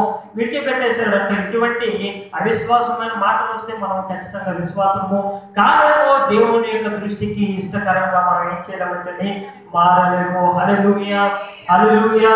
మూడు విషయాలు మనం చూసి ఉంటున్నాం. గాలి గారి యొక్క జీవితంలో మూడు విషయాలు ఏమిటంటే ఆయన దేనికి ప్రాధాన్యత ఇచ్చిన్నాడు? ఆత్మీయతగా ఆయన ప్రాధాన్యత ఇచ్చిన్నాడు. రెండవది సత్యాన్ని అనుసరించి ఆయన నడిచిన్నాడు. మూడవది విశ్వాసికి తగ్గట్టుగా ఆయన ఏం చేస్తున్నాడు? నడిచిన్నాడు. ఒక విశ్వాస జీవితంలో ఉండవలసిన గొప్ప లక్షణాలు ఆయన కలిగి ఉన్నాడు. కనుకనే గొప్ప సాక్ష్యాన్ని ఆయన ఏం చేస్తున్నాడు? పొందుకొని ఉన్నాడు. రెండవ వ్యక్తి దగ్గరకు మనం వెళ్దాం. వీరి గురించి క్లుప్తంగా చెప్తాను. ఇక రెండవ వ్యక్తి 9వ వచనం మనం చదివినట్లయితే అక్కడ రెండవ వచనం మనకు కనబడుచున్నాడు. చదవండి. నేను సంగమునకు ఒక సంగతి వ్రాసితిని, అయితే వారిలో ప్రధానత్వమును కోరుచున్న దియోత్రెఫే మమ్మును అంగీకరించుట లేదు. వాడు మమ్మను గూర్చి చెడ్డ మాటలు వదరచు అది చాలనట్లుగా సహోదరులను తానే చేర్చుకొనగా వారిని చేర్చుకొన మనసు గలవాడిని కూడా ఆటంకపరచుచు సంఘములో నుండి వారిని నిలివేయుచున్నాడు. అందుచేత నేను వచ్చినప్పుడు వాడు చేయుచున్న క్రియలను జ్ఞాపకము చేసుకున్నాను. సరే, హల్లెలూయా హల్లెలూయా. ఇక్కడ యొక్క 10వ వచనంలోనే థియోత్రిఫైకు కలిగినటువంటి 3 లక్షణాలు మనము చూస్తూ ఉన్నాం. హల్లెలూయా హల్లెలూయా. ఈయన యొక్క జీవితాన్ని మనం పరిశీలించినట్లయితే విశ్వాసికి తగ్గ జీవితమే ఈయనలో కనబడటం లేదు. ఆ విశ్వాసికి తగినట్టు జీవించేటటువంటి లక్షణాలు ఒకటి కూడా ఈయనలో కనబడలేదు. సరికదా, ఈయన ఏం చేస్తున్నాడంటే ఆ థియోత్రిఫై యొక్క మొదటి లక్షణం మనం చూసినాం కదా. వాడు ఏం చేస్తున్నాడు? ప్రధానత్వము కోరుచున్న థియోత్రిఫై ఏం కోరుతున్నాడంటే ప్రధానత్వం కోరుతూ ఉన్నాడంట. బైబిల్లో మనం చూస్తున్న ప్రధానత్వం కోరిన మొదటి వ్యక్తి ఎవరండి? ప్రధానత్వం కోరినటువంటి మొదటి వ్యక్తి సాతాను గారు ఏం చేస్తున్నాడంటే ప్రధానత్వం కోరినాడు. యెషయా గ్రంథము 14:12 మనం చూసినట్లయితే తేజో నక్షత్రమా వేకువ చుక్క నీ వెట్లు ఆకాశము నుండి పడితివి, జనములను పడగొట్టిన నీవు నేల మట్టము వరకు ఎట్లు నరకబడితివి. నేను ఆకాశములకు ఎక్కిపోయేదను, దేవుని నక్షత్రములకు పైగా నా సింహాసనమును హెచ్చింతును. ఉత్తర దిక్కుననున్న సభా పర్వతము మీద కూర్చుండును, మేఘమండలం మీద కెక్కుదును. మహోన్నతునితో నన్ను సమానునిగా చేసుకొందును అని నీవు మనస్సులో అనుకుంటివి కదా. నీవు పాతాళమునకు నరకములో ఒక మూలకు త్రోయబడితివే. నిన్ను చూచువారు నిన్ను నిదానించి చూచుచు ఇట్లు తలపోయుదురు. చాలండి. హల్లెలూయా హల్లెలూయా. ఇంక కింద వచనాలన్నీ చదివితే ఆ యొక్క సాతాను గాడు ఎందుకు పడద్రోయబడి ఉన్నాడు, తనకు ఇచ్చిన తనకున్నటువంటి గౌరవ స్థానం నుంచి కూడా ఎందుకు తప్పిపోయాడు ఇక్కడ మనకు కనబడుతుంది. ఎందుకు తప్పిపోయాడంటే తేజో నక్షత్రమా వేకువచుగా నీ వెట్లు ఆకాశము నుండి పడితివి. ఎందుకు పడ్డాడంటే ఆ కింద వచనం మనం చదివాం కదా. మహోన్నతునితో సమానముగా నేను ఏం చేస్తాడంటే సింహాసనం వేసుకుంటానంటున్నాడు. నక్షత్రములకు పైగా సింహాసనం వేసుకుని ఆ మహోన్నతునితో సమానంగా తాను ఏం చేసుకుంటానంటున్నాడు. ప్రధానత్వం కోరుకుంటున్నటువంటి మొదటి వ్యక్తి ఏం చేయబడినాడంటే పాతాళానికి త్రొక్కివేయబడి ఉన్నాడు. పాతాళానికి ఆయన ఏం చేయబడి ఉన్నాడు? నిశ్చయించి ఉన్నట్టుగా మనం ఇక్కడ చూస్తున్నాం. హల్లెలూయా హల్లెలూయా.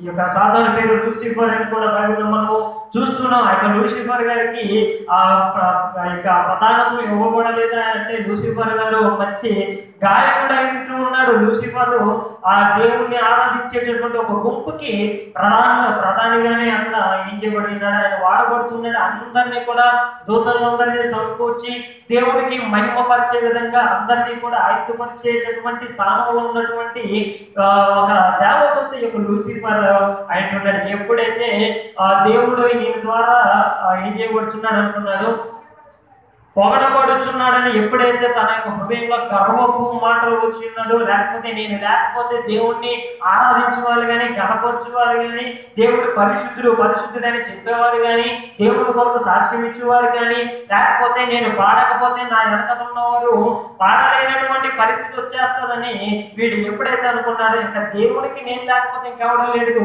దేవుడి యొక్క ఉనికిని నేనే చాలు చెప్తున్నానని ఒక గర్వపు ఆలోచన ఎప్పుడైతే సాతానుకు వచ్చిందో ఆవిడ ఏం చేద్దాం అనుకున్నానంటే అందరిపైన నేను ఉన్నాను కదా, ఇంకెక్కడెక్కడ ఉంటాను డైరెక్ట్ గా ఎక్కడ వేసుకుంటాను, దేవుని పక్కన వేసేసుకుని మొత్తం అందరినీ కూడా నేను ఏం చేస్తాను ప్రధానత్వం పుచ్చుకుని అందరి పైన అధికారం నేను చెలాయిస్తాను అనుకున్నాడు.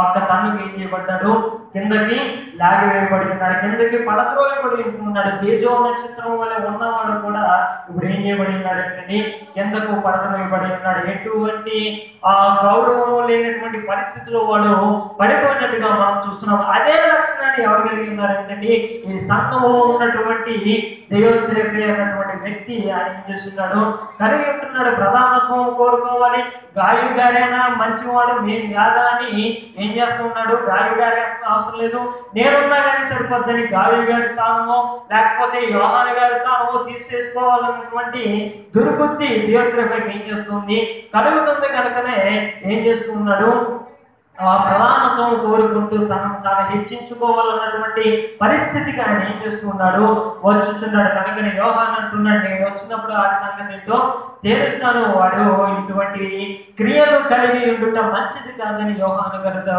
ఆ యొక్క దైవోత్రేఫీని బట్టి ఏం చేస్తున్నాడు, బాధపడుచు ఆజ్ఞాపిస్తూ ఉన్నాడు. హల్లెలూయా. ఏం కోరుకుంటున్నాడు అంటే దేవుని సన్నిధిలో దేవుని యొక్క లేఖనం సెలవుస్తుంది, తనను తాను తగ్గించుకున్నవాడు హెచ్చించబడును, తను తాను హెచ్చించుకున్నవాడు ఏం చేయబడతాడంటే తగ్గించబడనని దేవుని యొక్క లేఖనంలో మనము చూస్తూ ఉన్నాం. హల్లెలూయా, హల్లెలూయా. ఎలా ఉంటున్నాం దేవుని యొక్క సన్నిధిలో మనము హెచ్చించుకున్న వారంగా ప్రధానత్వం కోరువారుగా మనం ఉంటున్నామా, లేకపోతే మనం తగ్గించుకుని దేవుని అందరి క్రియ దేవుని అందరి దేవునితో కూడినటువంటి లేకపోతే దేవుడు అనుగ్రహించేటటువంటి ఆ యొక్క హెచ్చులోకి మనము వెళ్ళడానికి మనం తగ్గించుకున్నామా, మనమే హెచ్చించేసుకుని పడద్రోయబడేటటువంటి పరిస్థితుల్లో మనము ఉన్నాము, పరీక్షించుకోవాల్సిన వారం ఉంటున్నాం. హల్లెలూయా, హల్లెలూయా.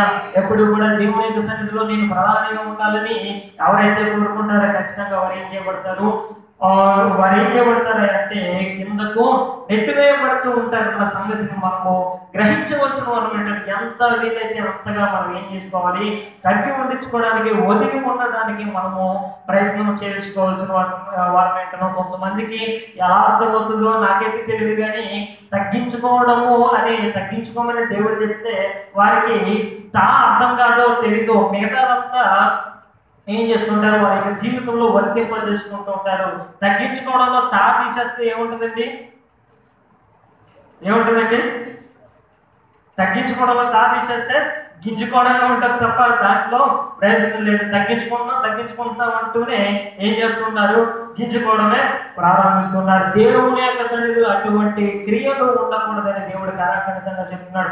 మనము దేవుని సన్నిధికి వచ్చినప్పుడు మన ప్రవర్తన జాగ్రత్తగా చూసుకుని మనం ఎప్పుడైతే భయభక్తులు కలిగి ఆయన బలిష్టమైన తగిన సమయంలో ఆయన మనల్ని హెచ్చించున్నట్లుగా తన యొక్క బలిష్టమైన రెక్కల కింద హస్తము కింద మనం ఏం చేయాలంటే దీన మనసు కలిగి ఉండమని దేవుడు హెచ్చరించుచున్నాడు. హల్లెలూయా, హల్లెలూయా.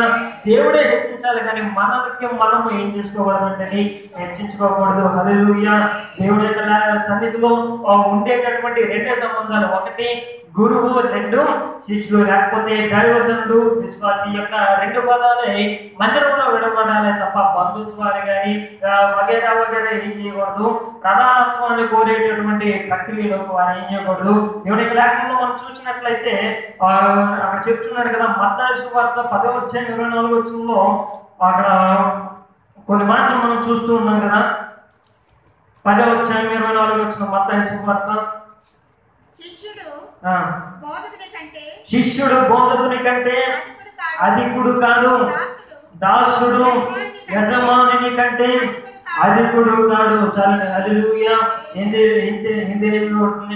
శిష్యుడు బోధకుడి కంటే అధికుడు కాదు, దాసుడు యజమానుని కంటే అధికుడు కాదు. మనం ఏ స్థితిలో పెట్టబడ్డామో, ఒక విశ్వాస స్థితిలో పెట్టబడితే దాంట్లోనే దేవుడికి మహిమకరంగా ఉండటానికి ఏం చేయాలి, మనం ప్రయత్నం చేయాలి తప్ప దేవుని సన్నిధిలో ప్రధానత్వాన్ని కోరితే మాత్రం దేవుడు సహించేటటువంటి దేవుడు కాదన్న విషయాన్ని మనము గమనించవలసిన వారు వింటున్నాం. హల్లెలూయా, హల్లెలూయా. దైవోత్రేఫీలో ఉన్న మొదటి లక్షణం ఏంటండి, ప్రధానత్వము కోరేటటువంటి లక్షణము. రెండో లక్షణం మనం చూసినట్లయితే అదే వచనం చదవండి, 10వ వచనం. వాడు మమ్మను గూర్చి చెడ్డ మాటలు వదలుచు అది చాలన్నట్టుగా సహోదరులను తానే చేర్చుకునగా చాలండి. హల్లెలూయా, చాలండి. హల్లెలూయా. ఇక్కడ మనం చూసినట్లయితే వాడు మమ్మల్ని గురించి ఏం చేస్తున్నాడు? చెడ్డ మాటలు పలుకుతున్నాడు. దేవుని సన్నిధికి వచ్చేది కొంతమంది సంఘాలను తిరిగి చెడిపోతూ ఉన్నారనడానికి ఇదొక సాదృశ్యంగా ఉంటుంది. ఏ సంఘానికి వెళ్తే 4-5 సంఘాలకు తిరిగి వారు ఏం చేసుకుంటారు? ఇక్కడ గురించి అక్కడ చెప్పడం, అక్కడ గురించి ఇక్కడ చెడుగా చెప్పడం, వీటి పని ఈ చేయడానికి వస్తారు తప్ప దేవుని యొక్క సన్నిధికి మాత్రము అయ్యో దేవుడు మనతో ఏం మాట్లాడదలుచుకున్నాడు, ఎట్టి రీతిగా మనము దేవునికి ఇష్టకరంగా మార్చుకోవాలి, ఎట్టి రీతిగా దేవుని యొక్క వాక్యానికి విధేయవ్వాలి, దేవుని యొక్క వాక్యం వినాలన్నటువంటి బుద్ధితో కొంతమంది ఏం చేయరు? దేవుని సన్నిధిలో అడుగు పెట్టరు. కానీ కొంతమంది ఏం చేస్తుంటారు? ఈ యొక్క చెడ్డ మాటలు పలకడానికి, లేకపోతే వారికి తగిన స్థానం ఇవ్వకపోతే అబద్ధాలు చెప్పో, లేకపోతే చెడ్డ మాటలు పలికో ఏదో విధంగా ఇతరులను ఏం చేస్తుంటారు? బాధించడానికి, లేకపోతే ఇబ్బందులు పెట్టడానికి చూస్తూ ఉంటారు. అయితే ఆ యొక్క లక్షణము విశ్వాసికి తగినది కాదు. హల్లెలూయా, హల్లెలూయా. ఆ విశ్వాసం ఏం చేయబెట్టండి? విశ్వాస ఆ యొక్క లక్షణము విశ్వాసకి తగినట్టు కాదు. యోగ విషయంలో కూడా ఆ యొక్క విశ్వాసము లేకపోతే ఆ యొక్క లక్షణము సాతానుకు కూడా ఆ యొక్క లక్షణము సంబంధించి యోగ విషయంలో కూడా అనేకమైన చెడ్డ మాటలు ఏం చేస్తున్నాడు సాతాను? పలికి ఏదో విధంగా యోగు గారిని దేవుని యొక్క దృష్టి యందు చులకన చేయాలని, లేకపోతే యోగు గారి యొక్క నీతిని అనీతిగా ఒప్పించాలని ఏదో ఒక మాటలు మాట్లాడటము, లేకపోతే అబద్ధాలు పలకడం. అలాగే హవ్వ గారి యొక్క జీవితంలో కూడా మనం ఇంతటి పాపానికి దాసులుగా ఉండడానికి కూడా సాతాను ఏం చేస్తున్నాడు? అబద్ధములాడి హవ్వను ఏం చేస్తున్నాడు? మోసపుచ్చినటువంటి కార్యాన్ని మనము చూస్తున్నాం. ఆనాడు హవ్వను మోసపుచ్చినాడు కనుక ఈనాటికి కూడా ఆ యొక్క పాప భారాన్ని మనం ఏం చేస్తున్నాం? భరిస్తూ ఉన్నాం. అయితే దేవుని యొక్క ప్రభువారు చెందించినటువంటి ఆ యొక్క శిలువ రక్తం ద్వారా మనలో ఆ యొక్క పాపం నుంచి మనం ఏం చేయబడుతున్నాం అంటే పవిత్రులుగా చేయబడుతున్నాం, విమోచించబడుతున్నాం అన్నటువంటి సత్యాన్ని మనము గ్రహించవలసిన వారు ఉంటున్నాం. ఏం చేయకూడదండి? చెడ్డ మాటలు మాట్లాడేటువంటి స్వభావము తిమోతిలో ఉంటుంది కనుక ఆ యొక్క స్వభావము విశ్వాసకి తగినట్టుగా కాదని, లేకపోతే ఆత్మీయ జీవితానికి ఆ యొక్క స్వభావం ఏం చేస్తుంది? అడ్డుకట్టగానే, లేకపోతే ఆత్మీయ జీవితంలో ఎదగటానికి ఇటువంటి చెడ్డ మాటలు మాట్లాడేటటువంటి స్వభావము ఆత్మీయ ఎదుగుదలకి ఏం చేస్తుంది? అడ్డుకట్టగా ఉంటుంది. లేకపోతే ఆత్మీయంగా మనం ఎదగటానికి వీలు లేకుండా చేసేటటువంటి స్వభావంలో చెడ్డ మాటలు ఆడేటటువంటి స్వభావం మనకు కనబడుతుంది. దేవత్రిలో ఉన్న 3వ లక్షణం మనం చూసినట్లయితే అదే 10వ వచనంలో మనం చూస్తున్నట్టు కదా, సహోదరులు తానే చేర్చుకొనక వారిని చేర్చుకున్న మనసు గల వారిని కూడా వారు ఏం చేస్తున్నాడు? ఆటంకపరచుచు సంఘంలో వారిని వెలివేస్తున్నాడు. హల్లెలూయా. ఏం చేస్తున్నాడంటే సహోదరులతో వాడు ఏకమావుడు మరలా సహోదరులతో ఆయన గారికి ఏం కావాలి? ప్రత్యేకమైన స్థానం కావాలంటే సహోదరులు ఐక్యత కలిగి ఉండుట ఎంతో మేలు, ఎంతో మనోహరం అని 133వ కీర్తన 1వ వచనంలో మనము చూస్తున్నాం. ఏం కలిగి ఉండాలంటే సహోదరులతో ఐక్యత కలిగి ఉండడానికి మనము సిద్ధపడాలి తప్ప సహోదరుల కన్నా ఇంకా పై స్థానంలో ఉండడానికి మనం ఏం చేసుకోకూడదు? హెచ్చించుకున్న బద్దులము కాకూడదు. హెచ్చించుకోనేటువంటి స్వభావం మనలో ఉండటానికి వీలు లేదని ఈ లేఖనంలో కారణంగా చెప్తున్నాం. ఎంతవరకు ఇద్దరి గురించి మనం వింటున్నాం. మొదటి ఎవరి విషయం అండి? గాయ గారి గురించి మనము నేర్చుకున్నాం. రెండోది పేతురు గారి గురించి నేర్చుకున్నాం. 3వ వచనంలో మనం చూసినట్లయితే 3వ వ్యక్తిని మనం చూసినట్లయితే 12వ వచనం చదవండి. తిమోతియు అందరి వలనను సత్యము వలనను మంచి సాక్ష్యము పొందినవాడు, మేము కూడా అతనికి సాక్ష్యం ఇచ్చుచున్నాము. మా సాక్ష్యము సత్యమైనదని నీ వెలుగులు. చలండి. హల్లెలూయా, హల్లెలూయా.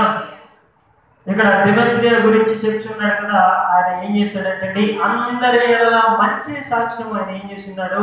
పొందుకొని ఉంటున్నాడంట. చెడ్డ సాక్ష్యం కాదు ఆయన కలిగి ఉన్నది, లేకపోతే చెడ్డ లక్షణాలు కాదంట, మంచి సాక్ష్యం ఆయన ఏం చేస్తున్నాడు?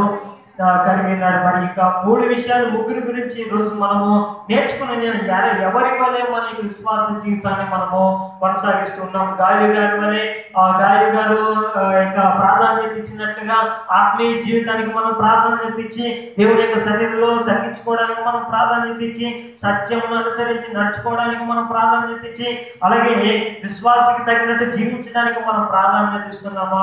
లేకపోతే దియోత్రేఫే లాగా మనం హెచ్చించుకొని ప్రధానతను కోరుకునేటటువంటి స్థితిలో నుండి చెడ్డ మాటలు పలికేటటువంటి స్వభావం కలిగి ఉండి ఐక్యత లేనటువంటి స్థితిలో మనం ఉంటున్నామా? లేకపోతే ఇక దిమెత్రియ అందరి ఎడల మంచి సాక్ష్యము ఎంత రీతిగా అతను సంపాదించున్నాడో ఆ యొక్క దిమెత్రియలాగా మనం జీవిస్తున్నాము. ఎవరిని పోలి మనం నడుచుకుంటున్నాం? మంచి సాక్ష్యంను లేకపోతే ప్రభువుని పోలి నడుచుకుంటున్నామా? లేకపోతే సంబంధమైన వాటిని పోలి మనం నడుచుకుంటున్నామా?